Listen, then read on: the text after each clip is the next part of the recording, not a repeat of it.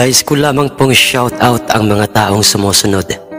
Shoutout po kay Boss Linar Elfas, kay Boss Victor Ticala, kay Boss Bro Rex TV, kay Boss Arnolfo Arlen Ross, kay Boss Rafael Villaram, kay Boss Nelson Inflayo, sa Paclivar family dyan po sa Fairview, kay Boss Rodelio Ledesma, kay Boss Jun Alcantara, kay Ma'am Julie Roblion Palyan, kay Boss Abigail Sivelio, at sa Sivelio family from Misamis Oriental, at sa lahat ng mga nakikinig at makikinig pa lamang sa ating kwentong ito.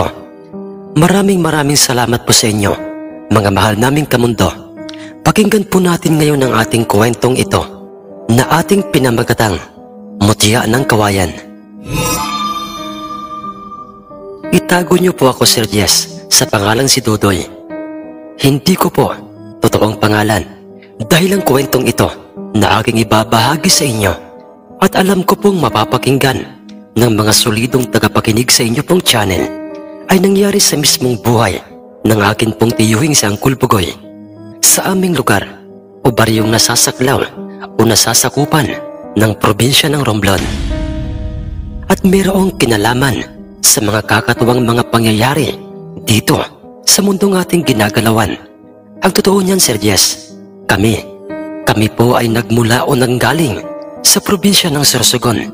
Ngunit napadpad ang aming angkan o pamilya sa Romblon dahil sa doon o taga roon po ang napangasawa ng aming lolo. Si Uncle Bugoy ay ang bunso sa 5 magkakapatid at si Itay ang kanyang sinundan. Masipag itong si Uncle Bugoy sa lahat ng mga trabaho, lalo na sa bundok. Dahil sa yun ang kanilang kinagisnan kay lolo, wala kaming pag-aaring lupain sa bundok. Ngunit merong ipinagkatiwalang lupa kina Itay Berhelio at Uncle Bugoy, ang isa sa may kaya sa aming baryo, at siya ay ang aming mismong kapitan sa aming baryo. At nagngangalang si Kapitan Ismael, kaya nga lang ang lupang yon na kanyang ipinagkatiwala kina Itay at kay Uncle ay nasa kaduluduluhan na o pusod na ng bundok. Malapit na ito sa mga kagubatang tinitirhan na ng mga di umano'y mga engkanto o mga lamang lupa at kung ano-ano pang mababangis na mga hayop sa gubat. Pero nang minsang ako'y isinama roon nila Itay at Uncle, ay meron akong napansin sa kabuuan ng lupaing iyon dahil higit na mas maraming punong kawayan ang naroroon. Mga iba't ibang tawag ng kawayan. Merong walang tinik at meron din namang maraming tinik. May maliliit at merong malalaking kawayan. Naisip ko tuloy noon na baka yun ay kawayanan talaga dahil kung meron mang ibang mga punong naroon ay kakaunti. At nang ang lupaing yun ay napasa kanila tinamnan kaagad nila ito ng mga niyog matapos nilang linisan o tabasan upang kahit papaano'y iyon ay mapakinabangan. Merong hitsura o masasabing pogi itong si Uncle Bugoy. Katunayan, sa kanilang magkakapatid ay si Uncle Bugoy lang ang may hitsurang artistahin. Sana all talaga, mga kamundo. Hindi sa pagbibida o pinagmamayabang ko po sa inyo ang aking tiyuhin. Pero yun po ang totoo. Maraming mga kadalagahan noon ang nagbibigay ng malisya o sila na ang nagpapakita ng motibong gusto nila si Uncle. Pero mayroong pagkapihikan itong aking tiyuhin pagdating sa mga babae dahil sa aming baryo ay isa lang ang kanyang napupusoang babae at yun ay si Ate Claudia, ang kaisa-isahang anak ng aming kapitan na siyang may-ari ng lupaing nagtiwala sa kanila ni Itay. Ang kaisa-isahang anak na dalaga ni Kapitan Ismael. Maswerte itong si Uncle Bugoy dahil katulad niya may lihim rin palang pagtingin sa kanya si Ate Claudia. Kaya naman ay nang mabigyan siya ng pagkakataon na ito'y makausap at makilala walang habas niya itong diniskartihan.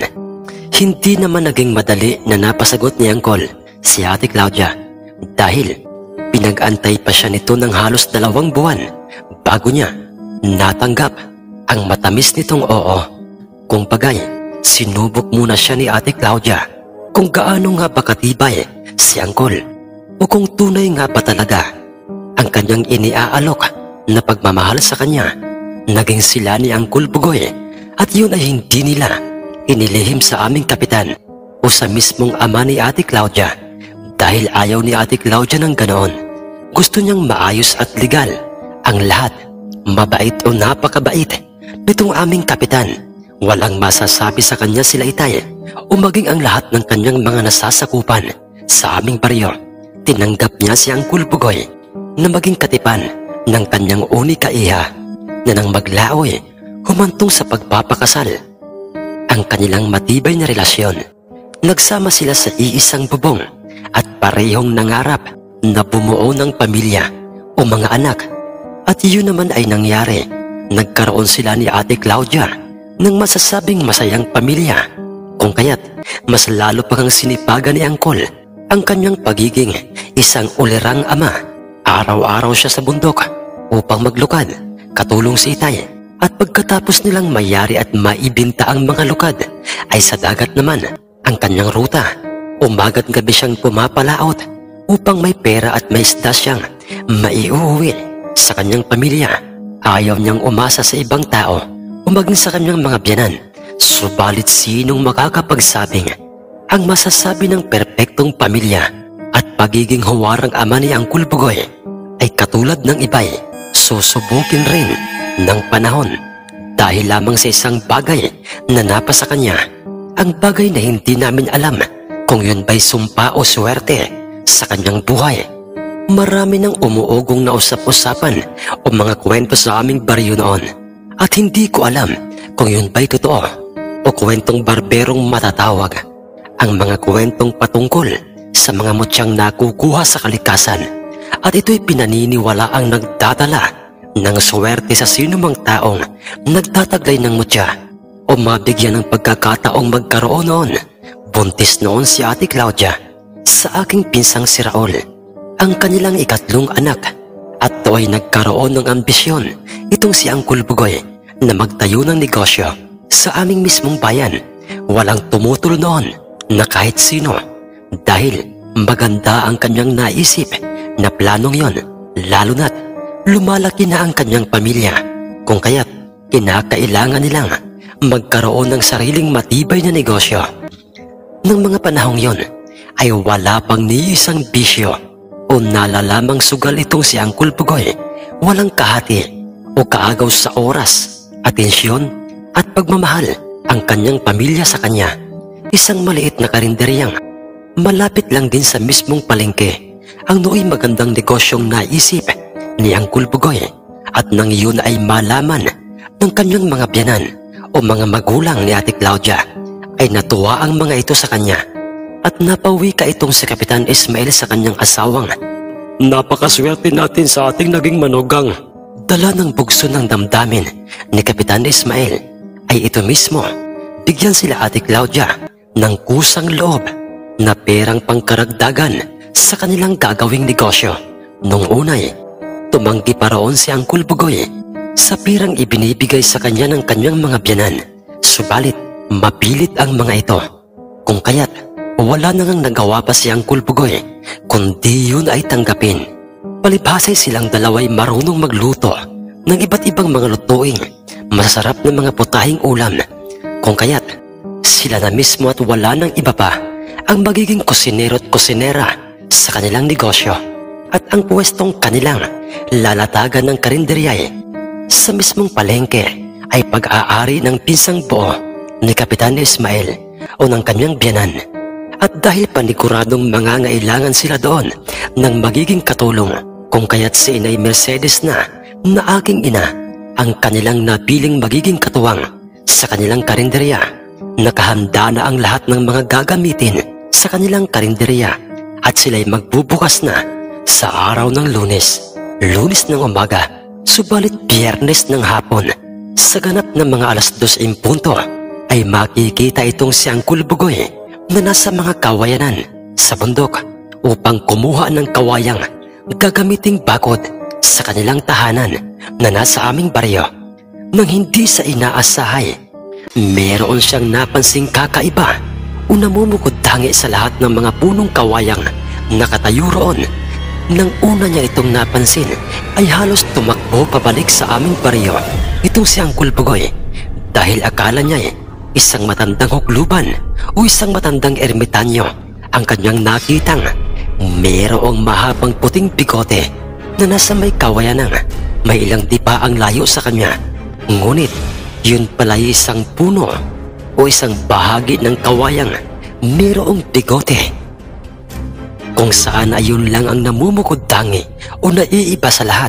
At to ay sinabi niya sa kanyang sariling, hindi maaari ito. Maaari kayang isa itong mutyang pinaniniwala ang nagdadala ng swerte sa sino mang nagtataglay nito. Nasabi yun ni Uncle Bugoy habang nooy tinititigan niyang maigi ang kaisa-isahang kawayang yon, dahil bigla na lamang sumagi sa kanyang isip ang mga usap-usapang na kapag ka ikaw ay nakakita ng isang naiiba o namumukod tangi sa lahat, lalo na sa bundok, ay paniguradong ito'y isang mutya. Hindi alam ni Uncle kung ano ang kanyang gagawin sa bigoting yon ng kawayan. Wala siyang ka-idea sa kung papaano nga ba ito magkakaroon ng bisa o kung saan niya ito gagamitin.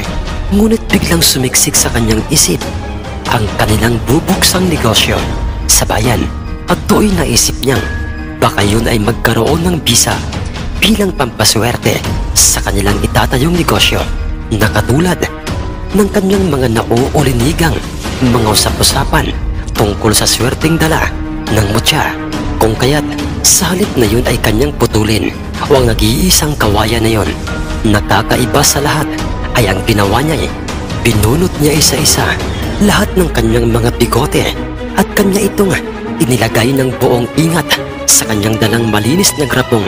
Pinaglagyan niya ng kanyang tubig, at nang makuha niyang lahat ng yon ay kinausap niya ang nag-iisang kawayang yon na nasa kanyang harapan na para bang katulad ng isang tao, at nagpasalamat siya sa kanya. Kasunod, matapos niyang makakuha ng mga pangkaraniwang matitigas na mga kawayan, ay nagpasya na nga siyang umuwi sa aming baryo.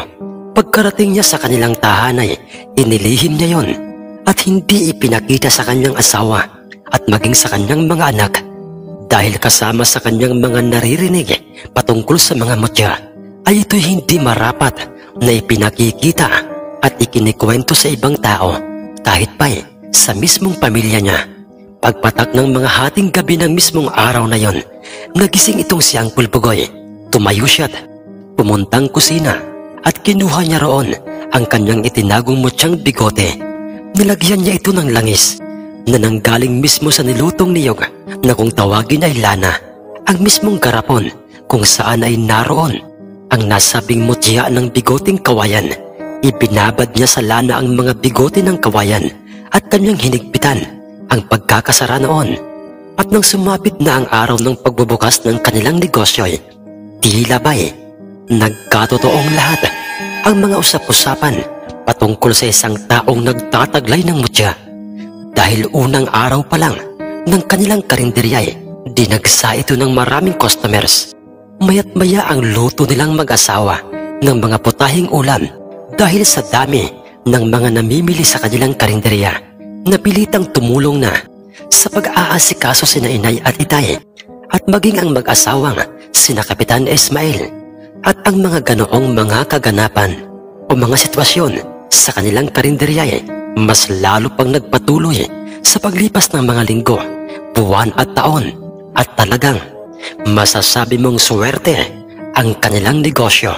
Lumago ito at hindi lamang lutong putahing ulam ang kanilang inilalagay sa kanilang karinderya, kundi kung ano-ano pang mga pwedeng ilagay sa kanilang karinderya. Yumaman sila ang Uncle Bugoy at alam niya't pinaniniwalaan niyang merong kinalaman doon ang swerteng hatid ng kanyang mutyang bigote ng kawayang. Ibinabad niya sa langis. Subalit sa patuloy na paglago ng kanilang negosyo ay siya namang pagkalulong o pagkahumaling ni Uncle Bugoy sa kung ano-anong mga bisyo, alak, sugal, sigarilyo, at ang kanyang naging pinakang paborito sa lahat ay ang natuto siyang mag-alaga ng mga matataas na uring mga panapong Natuto siya sa larong sabong. Nais ko lamang pong linawin sa inyo, mga kamundo. Walang masama kung tayo po'y may bisyo, basta tayo'y mayroong kontrol sa ating sarili.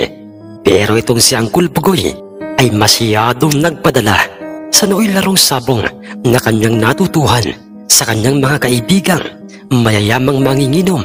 Mas lalo pa siyang nagkaroon ng lakas ng loob nang subukan niyang gamitin sa anumang mga panabong na kanyang dadalhin sa bawat sabungan ang kanyang pampaswerteng mutya.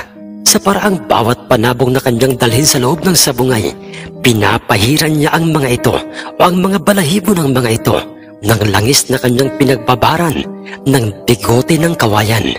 Ang mga maling asal at pinanggagawa ni Uncle Bugoy ay nagbunga ng hindi maganda sa kanyang binuong pamilya. Araw-araw silang nagtatalo ng kanyang asawa, ngunit ayaw patalo nitong si Uncle Bugoy dahil ang kanyang katwiran, siya ang lalaki, siya ang dapat na masunod. At ang kanilang pagtatalo'y minsay nauuwi sa sakitan. Nawala na ang kanyang nooy masayang pamilya at napalitan na ng araw-araw na pagtatalo. At do'y nakialam na ang kanyang mga biyanan. Ang kanyang mga biyanang matabang na ang pagkakakilala at pakikisama sa kanya dahil sa kanyang malaking pagbabago. Hindi lamang isang beses, kundi maraming beses siyang pinagpayuhan ng mga ito, maging nila inay at itay, sa kanyang masamang asal at sa kanyang ginagawang pananakit sa kanyang asawa. Ngunit hindi niya pinakinggan ang mga ito, hanggang sa ang lahat ng kanyang hindi magandang pag-uugaling ipinakikita sa paglipas ng mga araw ay mas lalo pang lumala. Hinamak niya ang sa tingin niya ay mga mahihina, naging maramot sa mga taong lumalapit sa kanya upang humingi ng tulong. Dahil do'y nagpasya na itong kanyang mga biyanan.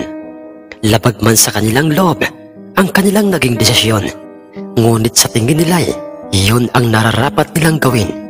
Inilayo nila ang kanilang anak at mga apo sa piling o poder ni Uncle Bugoy, at ang pamamahala ng kanilang matagumpay na negosyo'y iniwan rin ng kanyang asawang si Ate Claudia sa kanya. Katulad ng mga magulang ni Ate Claudia, labag rin sa kanyang kaloobang gawin yun o sundin ang nais ng kanyang mga magulang. Sa pag-aakalang yun ang magpapabago kay Uncle Bugoy, subalit yun ay napawalang saysay lamang dahil mas lalo pang lumala si Uncle Bugoy. Sa halip na mangulila, malungkot o magalit sa ginawang yun ng kanyang mga biyanan at asaway, nagpasalamat pa ito sa kanilang naging desisyon dahil para sa kanya'y masusolo na niya ang mga perang binta ng kanilang karinderya. Masusunod pang lahat ang kanyang naisin. Hindi man lang niya pinasyalan at sinuyo ang kanyang pamilya o maging humingi ng pasensya sa kanila. Sa halip ay pinagkatiwala niya sa isang matagal ng empleyado ang kanilang negosyo. Sa halip na kay Inay Mercedes, habang siya'y abala sa kanyang mga bisyo, isang polik na pulang panabong ang nooy pinahira ni Uncle Bugoy ng langis na nasa bote, at nakababad doon ang kanyang mutyang bigote ng kawayan. At naisip niyang dalhin sa magaganap na salpukan o sabong dahil para sa kanya ang bulik na yon ang pinakang the best. Ang pinakang the best pagdating sa bakbakan, at ang bulik na yon ang gusto niyang ibangga sa nooy tanyag na sabongerong dadalo sa sabungan, at iyon ay ang sabongerong si Mang Agoy. At ang kanyang dalang panabong ay isang malaaswang na alimbuyuging panabong. Usap-usapan rin itong si Mang Agoy ay isang sabongerong katulad niya merong ikinakargang mutya o pampaswerte sa kanyang panabong. Kung kaya't para kay Uncle Bugoy, sa oras na matalo ng kanyang panabong, ang panabong ni Mang Agoy ay siya na ang kikilalaning tanyag at kinatatakutang sabongero. Kasama ni Uncle Bugoy sa nasabing sabungan ang ilan sa kanyang mga kaibigang mga sabongero. Subalit wala siyang kaalam-alam na yun na pala ang huling pagkakataong dadalo siya sa isang sabungan. Ikaw pala si Bugoy, ang usap-usapang palaging nagpapanalo lahat ng iyong dalhing panabong saan mong sabungan. At teka, Isang bulik na pula. Iyan pala ang gusto mong ibangga sa aking alimbuyogin. Oo, tama ka riyan mga agoy. Tama ka sa lahat ng iyong mga narinig. Ako nga si Pugoy, at totoong lahat ng aking mga panabong ay nagpapanalo. At itong bulik na pulang ito, ang siya nang magpapatumba dyan sa inyong ipinagmamalaking pipitsugin at mahinang klaseng panabong, di ba mga pare? Hindi ko akalaing isa ka palang taong may ganyang paraan ng pananalita na kung ituring mo ako'y mas matanda ka pa sa akin. Bueno, nais kong makita kung papaano patayin ng panabong mo ang aking alimbuyogin at kung magkakatotoo nga ba yung mga sinasabi mo. Nagsilbing hamon kay Angkol Pugoy ang mga katagang sinabing yun ni Mang Agoy. Kung kaya't, pareho na nga silang pumasok sa loob ng sabungan at pinakargahan na kaagad nila ang kani-kanyang mga panabong ng tari dahil sa yun ang nais na mangyari ng lahat ng mga sabongerong naroon. Malaking pera na katulad ng mga naunang ipinupusta ni Angkol Pugoy ang kanyang ipinusta sa kanyang inaasahang mandirigmang bolik na pula at nang pareho na ngang matagumpay na makargahan ng mga tari ang dalawang mga panabong at maisaayos ng Kristo at iba pang mga namamahala ng sabungan ang mga perang pustay para sa dalawang mga panabong ay kinareho na nga nila o pinagharap ang dalawang mga panabong. Parehong agresibong gumanti ng pagtuka sa bawat isa ang mga ito. Kung kaya't magkasabay na nga nila itong binitawan sa lupa. Naunang tumalon papalapit sa pulang bolik ni Angkol Pugoy ang malaaswang na alimbuyuging panabong. Pinitik niya ito at sinikwat ng maraming beses na mga pagpalo, dahilan upang dumistansya kaagad ang bolik na pula sa kanyang katunggaling panabong. At nakita pa ng lahat sa kung papaanong lumagapak ito sa harang ng sabungan. Pagtayo nito'y nariyang muling aatake sa kanyang alimbuyugin o sa pulang bolik ni Angkol Pugoy na nooy makikita na itong paikaikanat. Tuguan na ang mga balahibo ng hihina at hindi makapaniwala sa kanyang nakita't nasaksihan. Itong si Angkol Pugoy, nagkaroon siya ng mga pagdududa sa kanyang isip sa kung bakit parang hindi nagkakabisa sa pulang bolik ang kanyang mutyang iniingatan. Iritado na ang itsura ng nooy tumutulo na ang mga pinaghalong sipon at pawis sa itsura ni Angkol Pugoy. Walang awang pinalo ng pinalo sa gilid ng sabungan ang pulang bolik ni Angkol ng alimbuyuging panabong.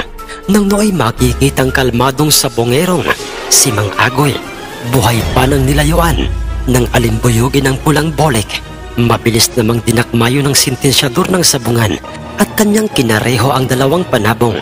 Sa 3 beses na pinagbibigyan ng sintensyador ng sabungang kumanti ng pagtuka sa alimbuyugin ng pulang bolik ni Angkol, ay nabigo itong gawin yon sa kanyang katunggaling panabong. Idideklara na sana ng sintensyador na panalo ang alimbuyuging panabong. Ngunit, teka lang, wag mo munang gawin yan. Teka lang, akin na yung bolik ko. Ako ang magkakareho sa kanila. Ang inis na sabi ni Angkol sa sintensyador ng sabungan. Tumanggi naman sa kanyang sintensyador, subalit presahang kinuha nito ang kanyang pulang bolik sa kamay ng sintensyador. Hindi lamang yun, pinagbantaan rin niya ang sintensyador ng sabungang kanyang papatayin. Sa oras na matalo ang kanyang panabong at nang nasa kamay na nga niya ang nooy ng hihinang pulang bolik, ay ginawa niya ang lahat ng paraan upang ito'y lumakas o bumalik na muli ang kanyang nawalang lakas. Pinitik-pitik niya ito sa kanyang ulo't katawan. Ngunit tila ba'y iyon ay nagkabisa dahil tuguan mat ng hihina ito'y nagawa pa rin itong tumayo. Dahil do'y napahalakhak itong si Angkol Pugoy at kanyang sinabing ituloy na pagharapin o pagbanggain ng dalawang panabong. Napasulyap naman ang sintensyador ng sabungan kay Mang Agoy at do'y, sige, pagbigyan mo siya kung doon siya magiging masaya. Pero sa oras na may mangyari sa kanya na hindi maganda, ay wala na tayong kasalanan pa. Mabilis namang sinunod yon kaagad ng sintensyador ng sabungan o si Mang Agoy. na kahit pa'y hindi gumanti ng pagtuka sa alimbuyogin ng bulik ni Angkol, ay kanyang binitawan ng magkasabay ang mga ito. Subalit isang pangyayaring hindi inaasahan ng lahat ang naganap sa mismong loob ng sabungan, dahil imbis na ang alimbuyoging panabong ang harapin o atakihin ng pulang bolek, ay itong inis na inis at napahiya sa sabungang si Angkol Bugoy ang kanyang hinarap. Agresibong hinabol nito si Angkol Bugoy at pinalo ng kanyang kargadang tari. Dahil do'y nagkagulo ang lahat ng mga tao sa loob at labas ng sabungan. Hintakutan na ang kanyang hitsura o ni Angkol Bugoy dahil sa ginawang mga pag-aatake sa kanya ng kanyang mismong itinuturing na kaibigan, alaga at mandirigmang panabong. Aatake pa sana sa kanya ang bolik na nooy makikita na siyang nakaupo na sa lupang nasa gilid ng sabungan. Subalit nakita ng lahat sa kung papaano biglang lumipad ng napakabilis ng alimbuyugin. Pinalo nito sa ere ang pulang bolek. Napapaatake sana kay Angkol Bugoy at pagpagsak nito sa lupay ay siya ring pagkalat ng kanyang mga bituka at mga balahibo. Tudas kaagad ang pulang bolek. Ilang sandali pa'y dumating naman ang mga tanod sa mismong sabungan at mabilis nilang dinala sa pinakamalapit na hospital si Angkol Bugoy. Maraming mga tusok ng tari ang kanyang tinamo sa kanyang paanan at maraming dugo ang nawala sa kanya, dahilan upang ito'y salinan kaagad ng dugo. Mabilis namang nakarating ang masamang balitang yun kina Itay, Ate Claudia at sa kanyang mga biyanan. Naiyak sila nang makita nila ang kaawa-awang kalagayan sa hospital ni Angkol Bugoy. Sa tulong at awa ng nasa taas ay nakarecover naman o nakaligtas si Angkol Bugoy, ngunit hindi na niya magawang ihakbang pa ang kanyang mga paa dahil sa tinamaan ng talim ng tari ang kanyang pinakang mayor na ugat sa paa o sa kanyang parting hita. Lumpo na si Angkol Bugoy at nang mangyari yun sa kanyang buhay ay doon pa lamang natauhan itong si Angkol Bugoy. Doon pa lamang siya nagsisi. Paulit-ulit siyang nagsisi at humingi ng patawad sa harapan ng kanyang mga biyanan, kinainay at maging kaitay, higit sa lahat sa kanyang asawang si Ate Claudia. Pero hindi na kailanman maibabalik pa ang nangyaring naging biktima siya ng kanyang sariling pagkalulong sa bisyo. Hindi masama ang magsapong o magkaroon ng bisyo, Bugoy. Basta't meron tayong kontrol sa ating sarili. Higit sa lahat, hindi dapat natin sinasalbahi o sinasaktan ng ating mga alagang panabong. Hindi man sila katulad ng isang tao kung mag-isip, pero marunong silang tumanda. Napabalik tanaw itong si Angkol Bugoy sa mga sinabi yun sa kanya ni Mang Agoy nang minsang siya'y pinasyalan nito sa kanyang mismong tahanan. Dahil ang katotohanan ay makailang beses niyang sinalbahi ang bulik na yon bago niya ito naisipang ibangga sa panabong ni Mang Agoy. Magpasa hanggang ngayon, mga kamundo, buhay pa rin si Angkol at si Ate Claudia, at ang namamahala ng kanilang negosyo ay ang kanilang mga anak.